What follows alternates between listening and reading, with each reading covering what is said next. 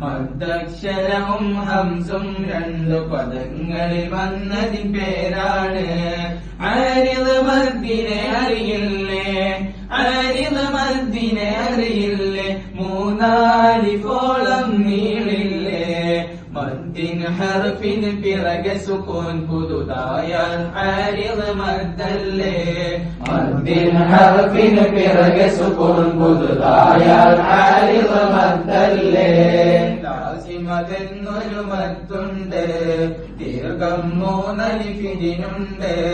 മദ്ദിൻ ലീനിൻ ഹർഫിനു പിറകെ സുക്കൂൻ സ്ഥിരമായി വന്നാലുണ്ട്. മദ്ദുല്ലീനു പഠിക്കണം, മദ്ദുല്ലീന് പഠിക്കണം, മൗത്തീലെ മദ്ദിനെ നോക്കണം.